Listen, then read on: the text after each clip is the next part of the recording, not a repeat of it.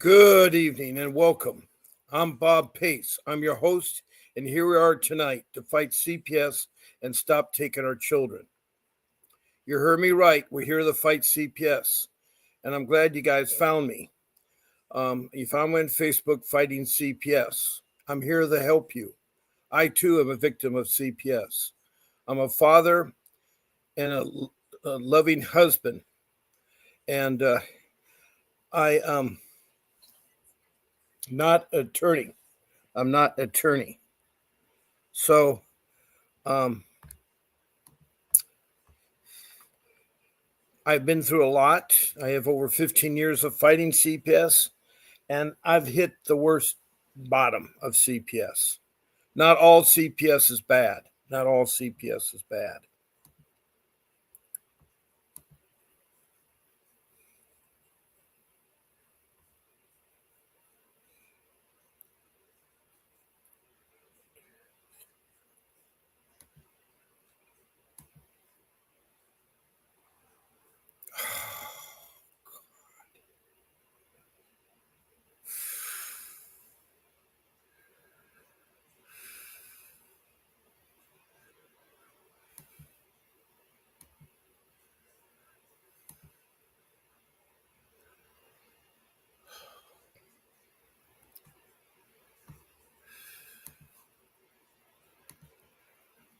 Now I'm on twice a day, once in the morning at 10 a.m. and then again at 7 p.m. That's Pacific Standard Time. That's the West Coast of California. That's 14 live streams I do a week, 7 days a week. And I've been doing it for over 17 months since October of 2023. I've talked to over 1,000 people on here, and not only from the United States, but from around the world. You heard me right. This is a live stream broadcast around the world. And so far, the countries I've had are Indonesia, Bangladesh,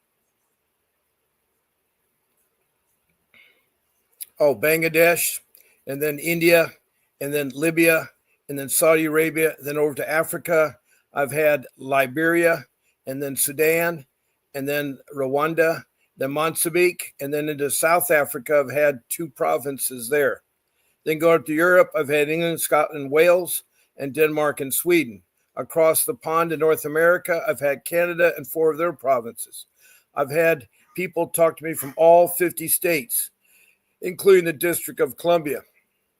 Then south of the border, Mexico, and then in South America, Grenada. Then across the South Pacific, I've talked to New Zealand and Australia, the land down under. I've talked to 2 states there. So that's included in my over 1,000 people that I've talked to. And they all have something in common, which I did too. We had a rogue CPS entity. What I call CPS is the Child Protection Systems. Every county in every state and every country has a system. They all will have different names. To make it simplified, I just call it CPS, Child Protection Systems. And that's all we have to do there. There's so much information by that.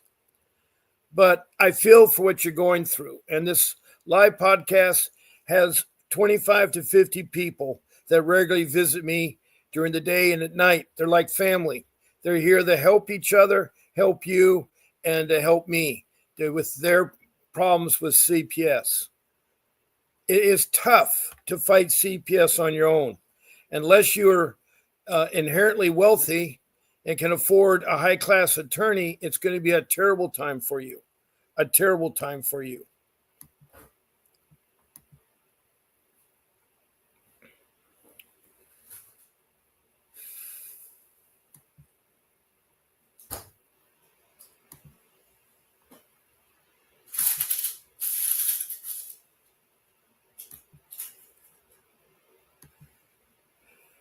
Would you like some Coke, John?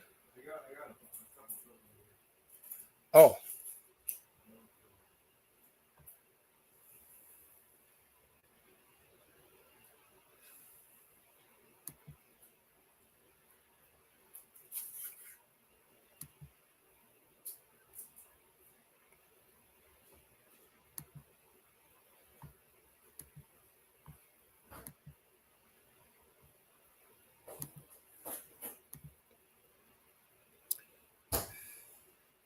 Now, there are several ways that you can interact with this podcast, this live stream. I keep referring to a podcast. It's not a podcast, it's a live stream. A podcast is a recorded audio, it has no visual, and it's pre-recorded. This is a live stream where you can interact. You all can text me a message is one way. You can text me a message. Now, to text me a message is simple. All you have to do is talk about a comment, a CPS comment or CPS question. Please show me your first name and the city or the county and your state. And if you're from another country, include that also. Make sure you try to be complete with your CPS case the first time around so I understand about your case. I need as much detail as you can give me. Another way to interact with this podcast is be a guest on my live stream. You interact with this live stream, all you have to do is pick one of my 14 live casts. And you're going to email it to my show producer. Her name is Grace. I want to thank Grace for all she does. And Grace works behind the scenes, but you can email her, grace@vincentwdavis.com. That's grace@vincentwdavis.com. And she'll send you a link. You'll be going on StreamYard, and that's what I use. And I broadcast live on YouTube. And she'll tell you what you can do and what you can't do. Like, no, don't use names, don't eat on the show. And there's other things she can tell you to do. Okay? So that's the second way or third way. Your first way, if you haven't realized, is to be in this room taking notes and doing emojis. Emojis are fun. Hearts, thumbs up, smiley faces, or even the stars. Please check below to follow me. And if you want to be notified when I'm on, please check the notification. Now, my phone number is up. That means I'm live. You can call in during my live stream. If you call before my live stream or after my live stream, I cannot answer the phone. My number is 626-698-0990. That is 626-698-0990. And the other number you see on the screen is the law offices of Vincent W. Davis. He's my attorney. He is trained and licensed and skilled in juvenile law, family law, and dependency law. He has 39 years of fighting CPS. And he's also a trial attorney. He also, when your case is closed, can do civil lawsuits. And he's won millions of dollars fighting CPS, both in state court and federal court. So that's another number. Also, that number is to my office if you need an attorney in other areas, like real estate, the workplace, criminal, divorce, etc. Also, when you call that number, if you need guidebooks or books about doing things, they have those also. The latest one out is called The Grandparents Guide to Getting Your Grandkids Adopted. It's a really excellent book. I offer a discount called PACE 50, PACE 50. Now, that is a discount. That is the discount. And so the book is $9.99. You can get it for half price. There's also another guide that's good, is the steps in your CPS case. There's a lot of information. And so that is a good number for that also. Now, I've already told you if you can be a guest on my live stream or call in, you get a free 15-minute private Zoom meeting with Mr. Davis. That is unreal. That means you get to talk to the top CPS attorney in the country. And you can talk to him for 15 minutes in a private Zoom meeting. All you have to do is be a guest or call in my show. And I'll ask you if you want to, and then I'll tell you how to get on the show. Now, if you need more time than 15 minutes, I also offer a 30-minute session for $60. You just go to that website that's the bottom of my screen that is ticketing, and you use your credit card, and you book $60 for 30 minutes. And then there'll be a private Zoom meeting with Mr. Davis. And if you're already the hire attorney or want to know about his retainer, call in the 888-888-6582, the law office. make sure when you call into that number, you tell them that Bob Pace sent you. And when you speak to Mr. Davis, make sure you say that Bob Pace sent you. So that's the easy stuff to get out of the way. I do that every show to try to get it to the point where we're not talking about that stuff, because I know a lot of times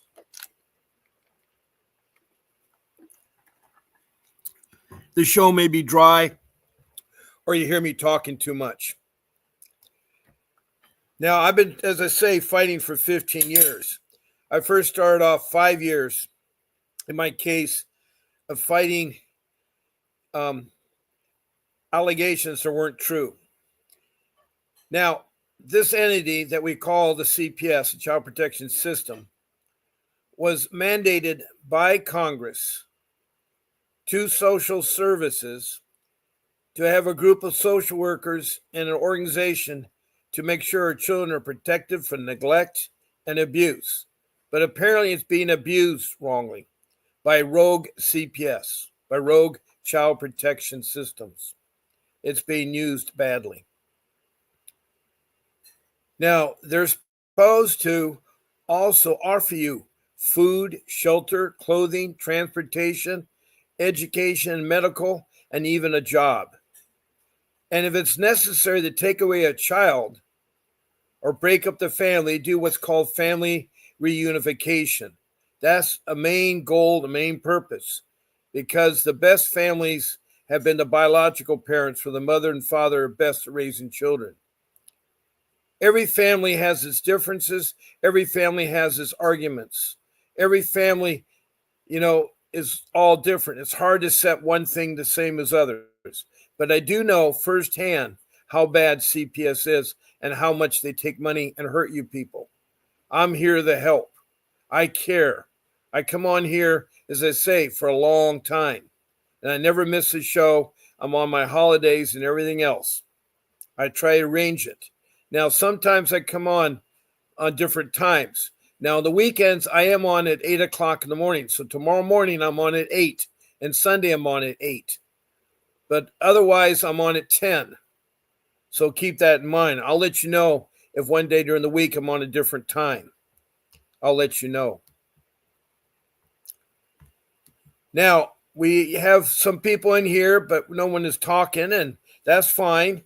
I can talk a lot. I can talk about a lot of things.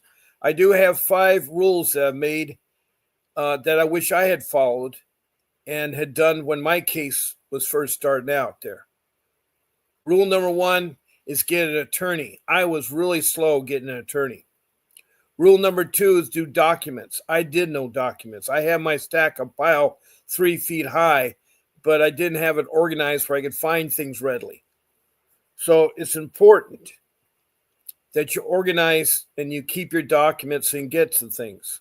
Rule 3 is you don't talk to social workers. You don't talk to police. You don't open your door. And you got to watch medical trafficking. I'll talk more in depth with these rules. Rule number 4 is how to use the internet. And a lot of us make common mistake because we don't put the word order right. You want to put the city, the state, and if you're outside of the United States, you want to put the country. Then after that, you put the letters CPS, and you'd be surprised what pops up. But you got to put more detail if you want to see something specific in CPS. The rule 5 is to make copies of all important documents: marriage license, children's birth certificate, your driver's license, your children's shot cards, their medical records, their grade reports. You need to have all that copied and put in an envelope and keep it with your notebook and your documents. I will talk more in depth with those 5 rules, but I wish I had them in the beginning. I want to make sure that if you guys have some questions, that I can answer them. My emphasis is to help you. So if there's a question or a concern, or if you want to call in, please do so at 626-698-0990. And I love to hear you. I love to have you on a guest. I can have up to 9 people as a guest. With me, that makes 10. And we all be talking and all seen on the cam and everything. We can help one another.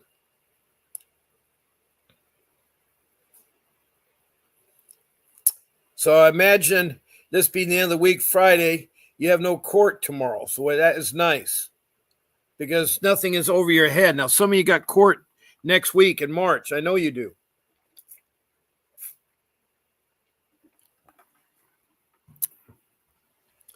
A lot of you go through disappointments. I had two ladies that were hit really hard. First one is in Brooklyn, New York, Akima Richardson, KK. She'd been fighting CPS for a long time. I think as long as I have had my live stream.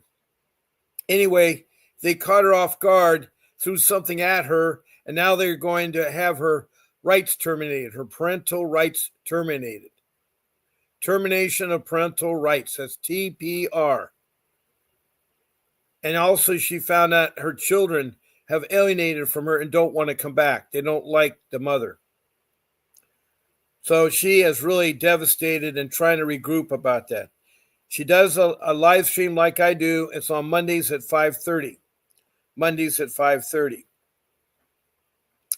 And that is Eastern time. That's Eastern time.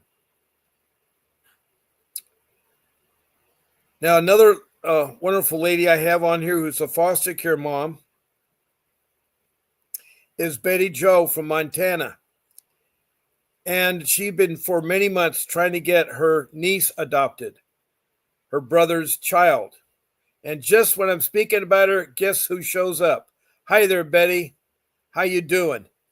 And no, Akima's not on yet, Betty, but she soon will. She soon will be.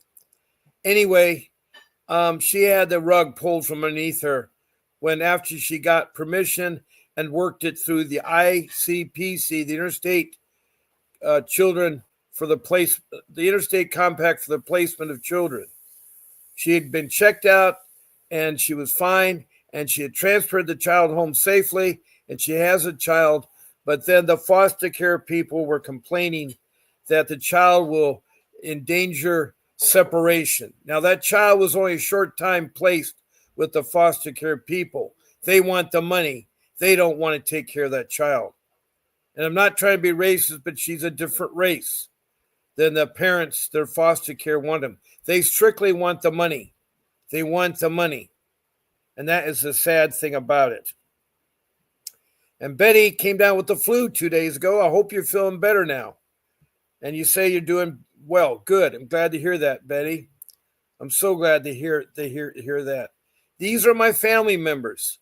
Betty and Akima and Crystal and NYP and Cruel.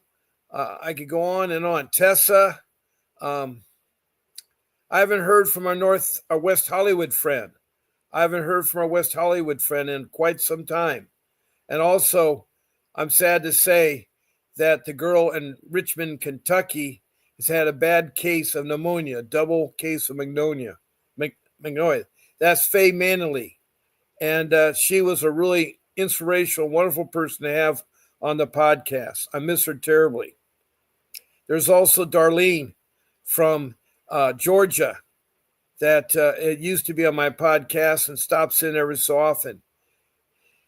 And she had a very complicated case where her child was turned 18 while in CPS's hands. They refused to give him back. They don't have any rights to him, but they're trying to keep him. He was in Texas at the time when he turned 18. He's 19 now, and they still don't get him back, and she's still trying to get him back. It's really hard when you got rogue CPS entity. It really is hard.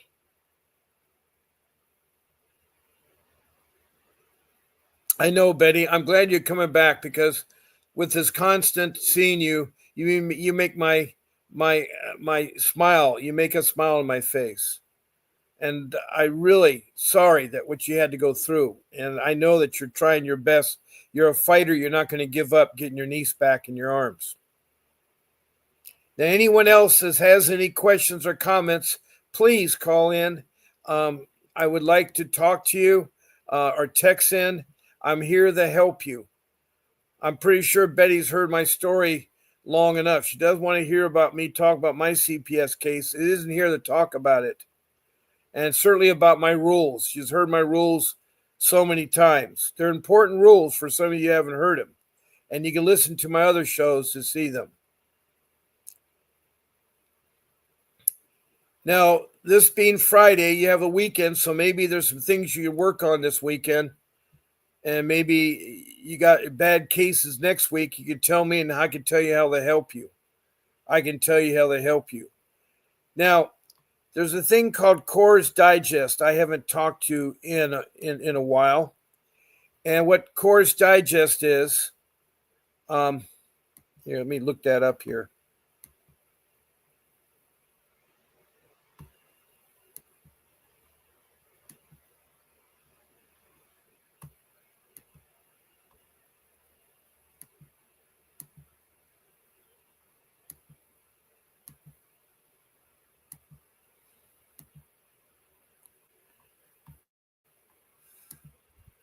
Core's Digest has articles, and mine is geared to CPS. And so it's like someone will make the question, then someone will answer it.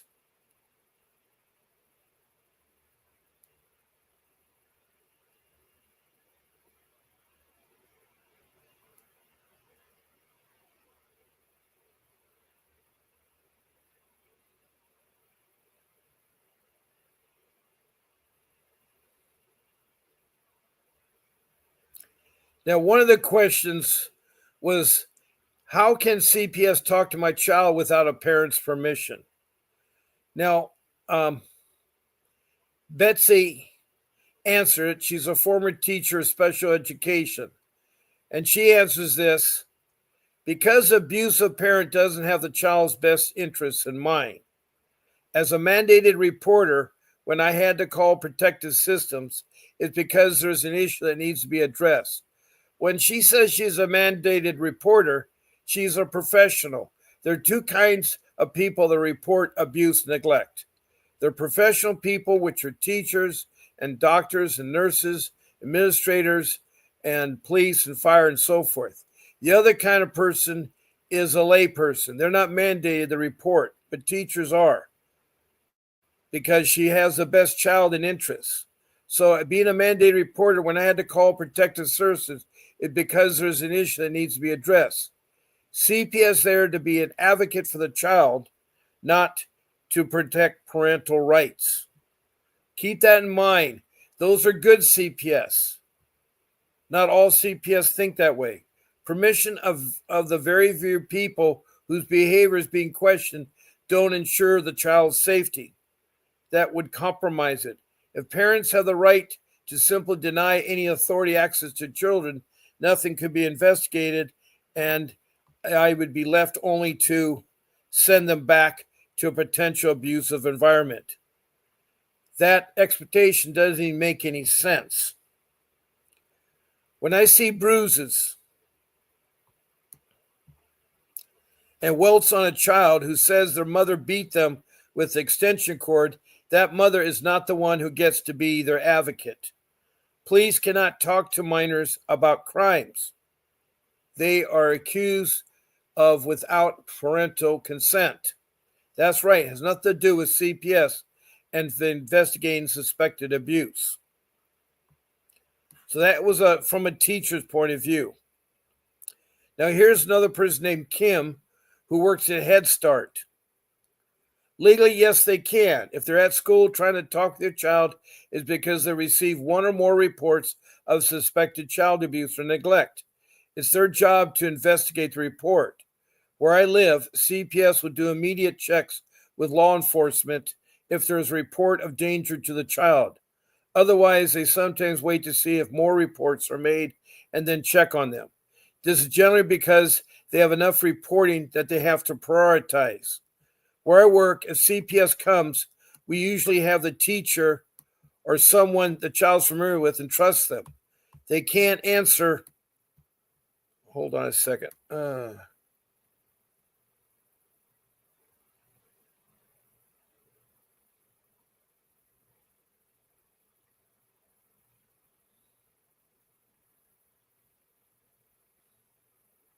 If there's a report of danger to the child. Otherwise, they sometimes wait to see if more reports are made, then check on them.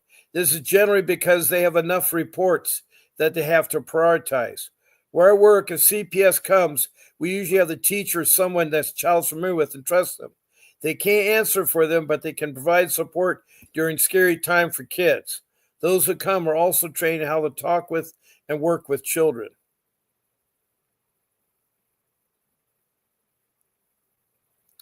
Now, Catherine, who is a Christian, a spiritual grandma, widow, and conservative, and she was a nurse, retired. Yes, and without the supervision of school personnel. If you instruct the school to notify you if CPS comes to question your child and maintains a school person with your child, and tell your child not to talk to CPS without a school person with them, and video record the interview, then your child will have some protection. A phone is good enough to record a short interview. A laptop is better. It really is imperative that parents educate their children how to record a short interview and themselves from CPS. Scared or intimidated children can be coerced in saying anything they misunderstood. CPS cannot take them into custody from the school without a court order present to the school principal either. CPS gets them from people's homes without court orders because the parents answer the door and give them up. CPS figures if you're so stupid you don't know your rights and protect your children, they need to learn how, and they aim to teach you. I've heard one woman who asked, "Did you ask to see identification before let them say so? Did you ask to see a warrant?" No. Who would pretend to be CPS? Well, that is important. That's my rule number 3. That's what I'm not really saying. Okay, you get better, Betty. And you are a mandated reporter. You're certainly right. She is a foster care mom, and she does know how to report. So thank you, Betty, for showing up. That was really great. I was hoping someone else be in the room by now. And I don't mean to be chasing people away about reading, things about what CPS can do and not do. Hi, Margaret. I haven't seen you for a couple days. Welcome back. Margaret is from Missouri, St. Louis, Missouri, and she's hired Mr. Davis, my attorney. And she's fighting on a case that's coming up this month. What's the latest, Margaret? What's the latest with your case?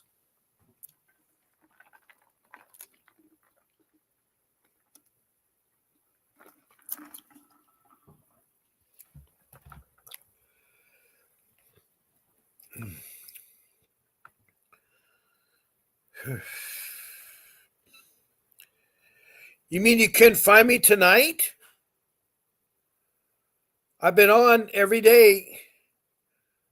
Hi, Kayla. Oh, you're pregnant and due May 12th. Congratulations. Do I need to let CP in my room? No, do not ever let them in your room, Kayla.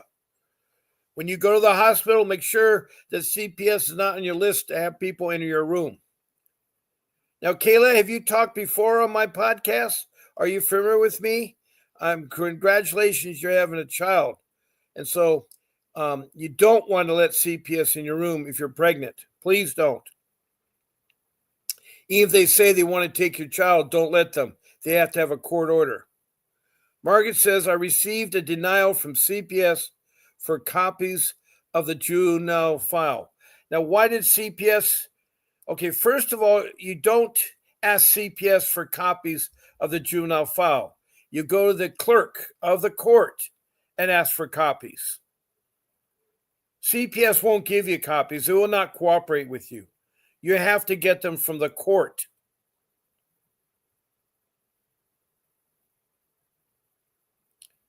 CPS won't give them to you.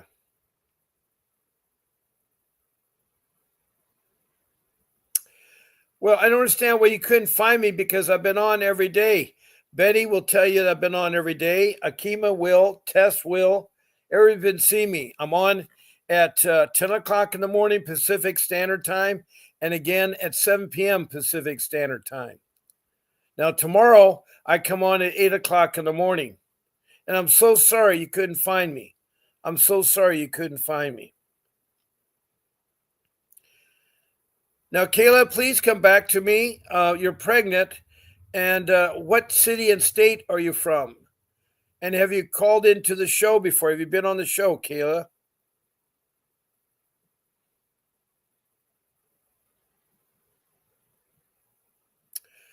Well, the clerk has to by law. They're public records. You need a form to fill out. If you can't afford the fees of making copies, you can stipulate uh, that you're low income.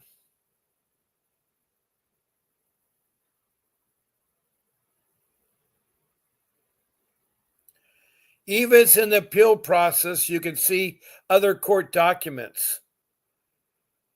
Margaret, you need to talk to Vincent Davis. You have him hired. You need to write him and tell him, I cannot get my court documents. He can get you the documents. You said you hired Vincent Davis. Hello, B. Matsell. Glad to have you in my room. So, if they went to a different county for pickup, the kid from or family member lied about they have evidence and never produced any paper from work. Now, I'm confused here, B, because I don't see the rest of your messages. It's like you're talking like you've asked me some questions. Also, where are you from, B. Metzel? What city or county and the state or in the country if you're from? I have Kayla. I don't know where she's from. She's going to have a baby. And she wanted to know if she should have CPS in her room. No, you don't have CPS in your room. And Margaret needs to get some documents, and she thought she'd get them from the CPS. And by law, they're public records. They have to issue. Since Vincent Davis, your attorney, you need to tell him about that, Margaret. You need to tell him about that.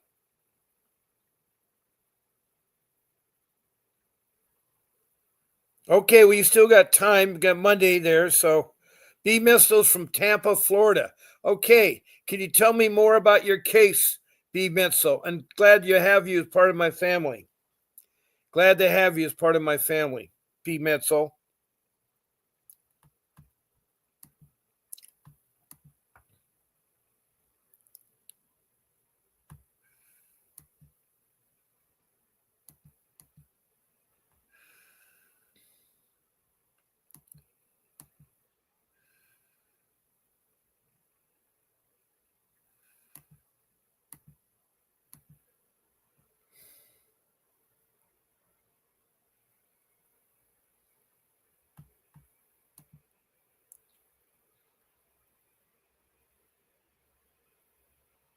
So we have Margaret from St. Louis, Missouri. We have B. Metzel from Tampa, Florida. She was talking about someone picking up a kid in a different county. I need more information about what you're trying to describe. We have Margaret from St. Louis, Missouri. We have Kayla, who's pregnant, going to have a child on May 12th, but I don't know where she's from. We have Betty Winderhood Hold, who is from Montana, and she had to go turn in tonight. She still is recovering from the flu. And I'm really welcome all my people here. I have 4 of family members and some new people here. The mental is new. Now, I was just talking about the Core Digest.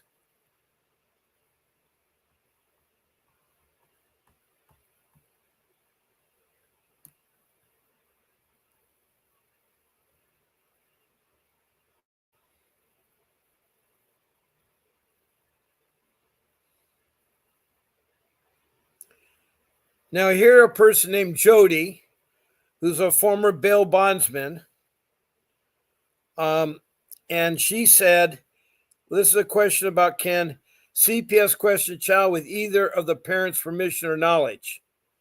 The answer is okay, it's one of those things that can carry a conversational debate. They did this with my daughter, and believe me, it isn't discreet. All her classmates were there to greet her with support when she went back to class. Her teacher is a foster parent.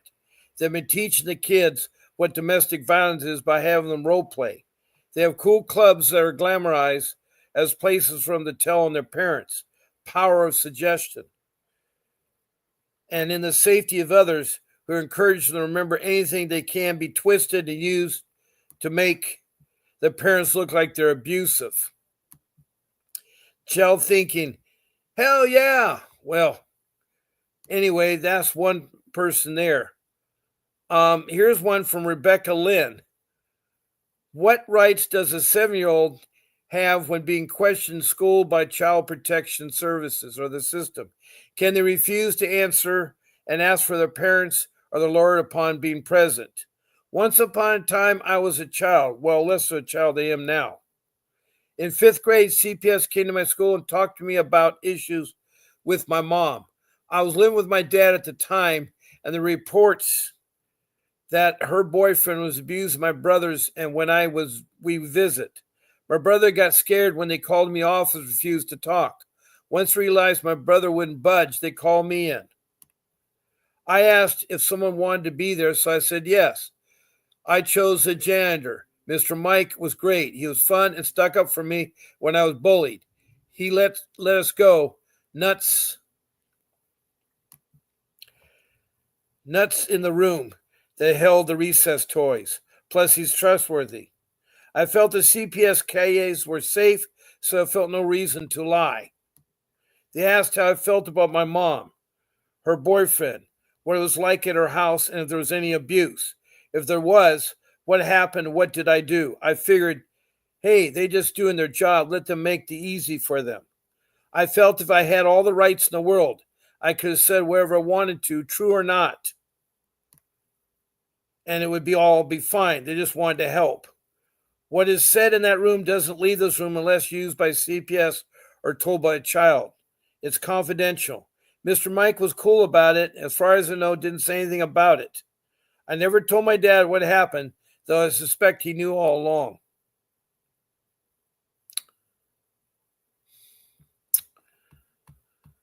Let me come back to the room here. And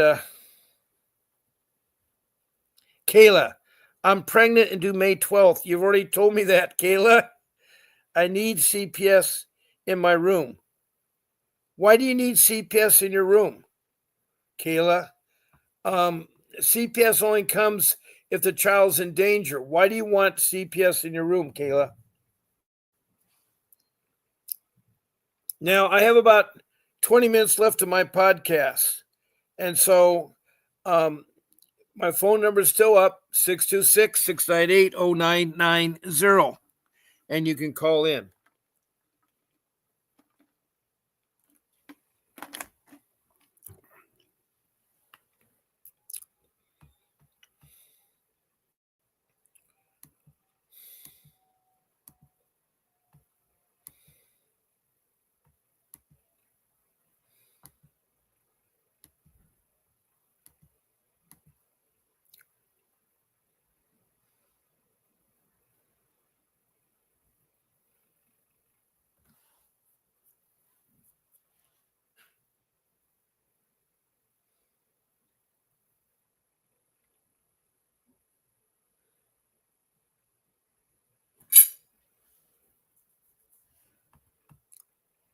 Let's see what the next Core Digest has to say. This is from Brian, who is a physical therapist, social worker. Can the CPS question a child with either of the parents' permission or knowledge? Yes, they can. If the parent is the person behind the alleged abuse, the worker will not want the parents there. When a CPS investigator goes to school, for instance, they will ask the child if they want to talk alone or have a counselor or other school person there. Depending on the circumstances, they also record the interview if the child's okay with that. But the law does not allow them to interview the child without being notified before the interview. If you stop to think of it, if you were concerned a person done something negative behavior and there was a victim, would you tell the person ahead of them interviewing the victim? I would not. Well, I know is that our children were interviewed at school. We as parents were called into school. We had to sit in a quiet room while our kids were being interviewed. And we didn't know what it was about. And after the interview, they found there was nothing going on. So they returned the children to us. But we as parents were very disgusted about the whole thing because we knew it was a crooked child protection system that had got a hold of us, and it was really sad. It really was sad.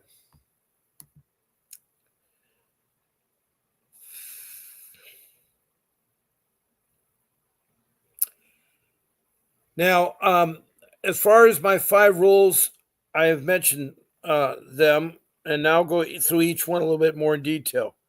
I believe we need the juvenile file so we can prepare for the appeal trial. They're making it difficult for us. Well, that's true. But again, Vincent Davis can help you. He's your attorney. Margaret, you need to talk to Vincent Davis. Rule number 1 is you need to get an attorney. I don't know how important that is.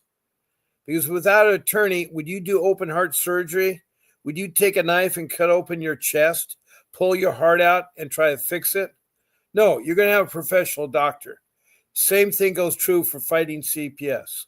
You need a professional attorney, somebody who's trained in juvenile law, family law, and dependency law, who's licensed and has fought CPS and gotten children back. You need to find 3 attorneys, and one of them is Mr. Davis, but I don't want you to exclude 2 other ones out there. And it's very important you ask 2 important questions. First question is, are you a professional licensed juvenile law, family law, dependency lawyer who's fought CPS and gotten children back? The answer is yes. You proceed to the next question. When the case is closed, have you ever fought CPS in a civil lawsuit, either in state court or federal court, and won money back? If the answer is yes, you've found a candidate. Now, Mr. Davis is both those things. So all you have to do is interview them, find out how much the retainer is, and also get a list of 3 references. And I tell you, to talk to Mr. Davis for free, all you have to do is call in or be a guest on my podcast. You get 15 minutes. And Mr. Davis does travel. He will go to other states. Now, Margaret says, I know they're making it difficult, but you need to get a hold of Vincent Davis. Now, B. Mestrel, who is from Tampa Bay, Florida, says, thank you for the advice. I'll have to call in. What are the best times? You can call in right now. I'm alive from 7 o'clock at night, West Coast time of California, to 8 o'clock. And then in the morning, on the weekdays, I'm live at 10 o'clock in the morning to 11 o'clock. And on the weekends, it's from 8 o'clock in the morning to 9 o'clock. So you can call me tomorrow at 8 o'clock Pacific Standard Time on the West Coast, B. Mesto. Now, we were talking about rule number 1, about getting an attorney. So after you narrow it down, you get 2 more attorneys, then you have your 3 attorneys, and then you need to meet with them to see how the chemistry is and whether they work for you and it works out for you, and check their references. Ask for 3 references, 3 people you could talk to that refer them. And the reason why I say 3s, because in my life, I use 3s all the time. If I want to get a quote on a TV set, I do 3 quotes. Same thing on a house or a car.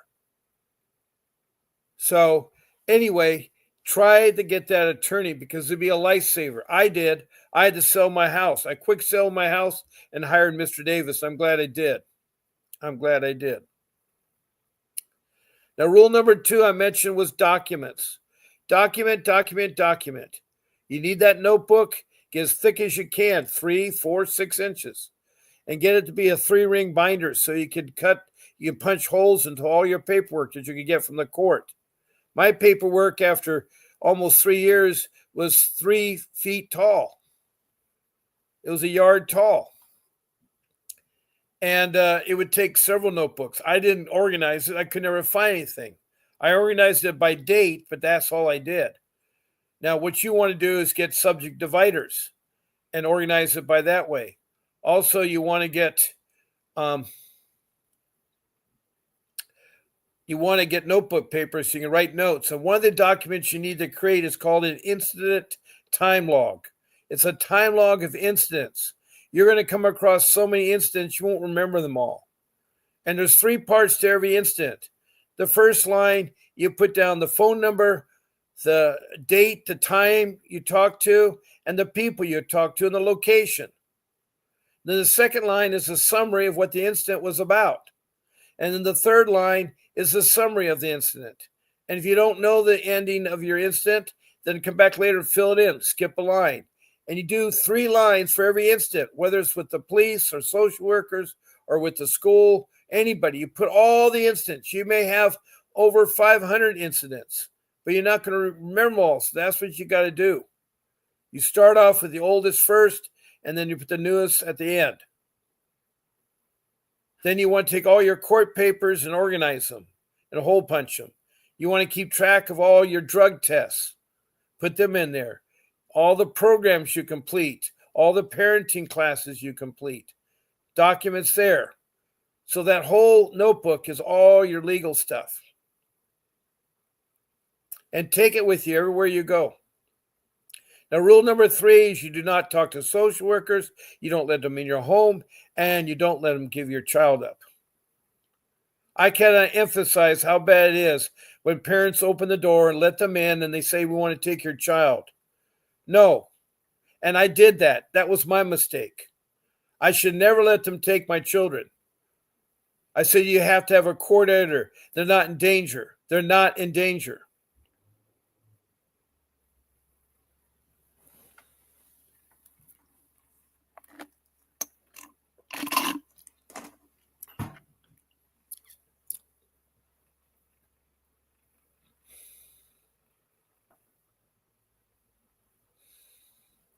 Thank you, Margaret. Vincent will get you those documents. If I was there, I'd get them. I would go above the clerk's head and speak to her boss. There are public records. You're entitled to them. Now, Kayla, you being pregnant, what is so important about having a social worker in your room? And B, Mistro, what is your case all about?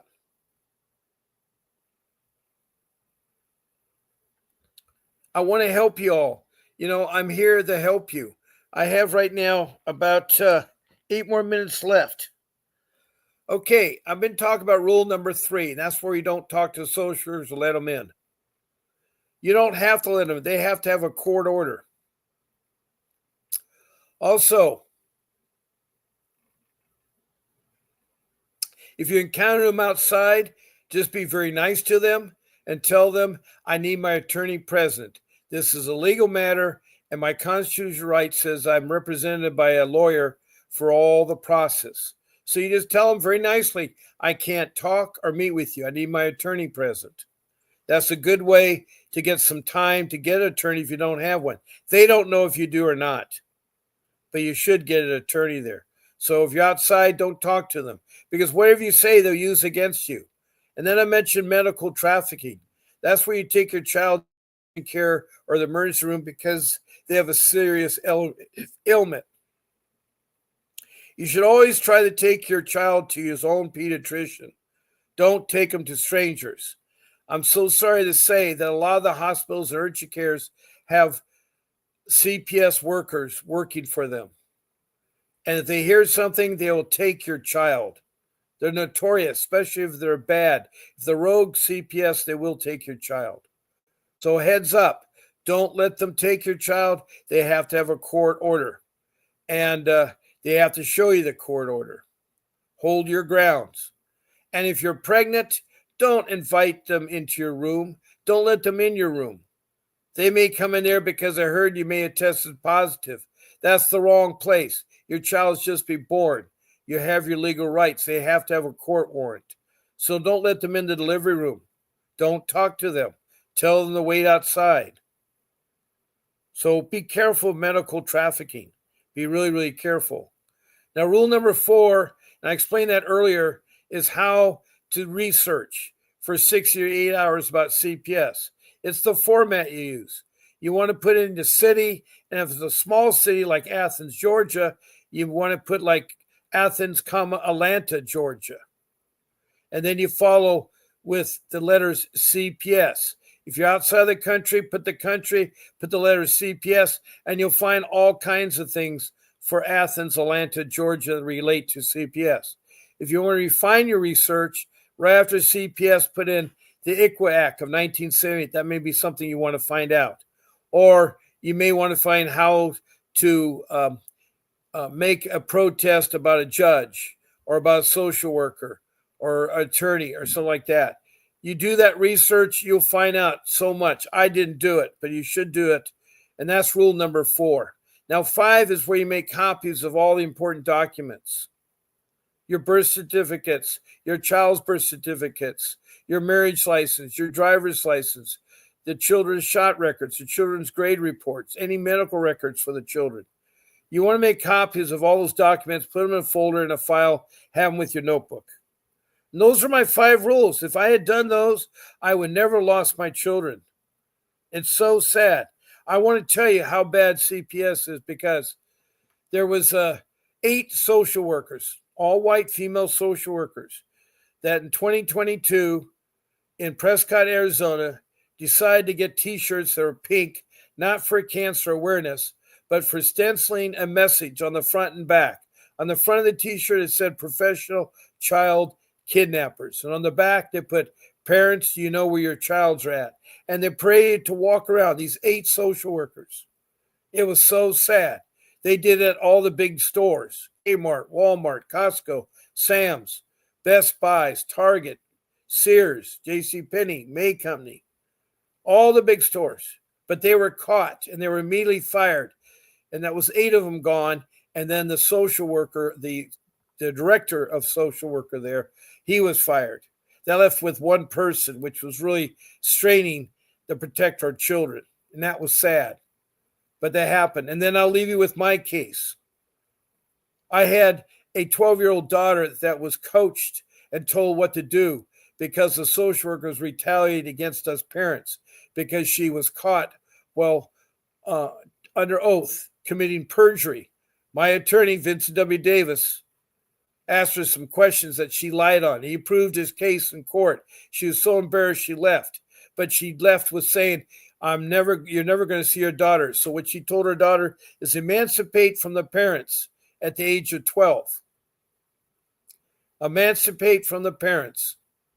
Divorce your mother, divorce your father, divorce your 3 brothers, divorce your 2 sisters, divorce both sets of grandparents, your aunts, your uncles, and cousins. She did that.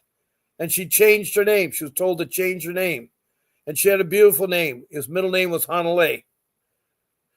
So the name was taken away. And then she was told that you need to seal your birth certificate, a new one. And she did. She got a new birth certificate, a new Social Security card. She was double dipping from 2 Social Security cards, getting twice on my Social Security from my Social Security. And that was illegal. That was wrong. That was wrong. And on top of that, she was adopted by a foster care. She's 22 and she still has nothing to do with us. It is so sad the way my older kids have been told that's not true. But anyway, that brings me to closure of this podcast. I want to thank Margaret King, who's working on her case with Vincent Davis. And good luck, Margaret. I'll see you tomorrow. B. Mestro, it was nice to meet you. I hope that whatever questions or you call in tomorrow, that'd be great.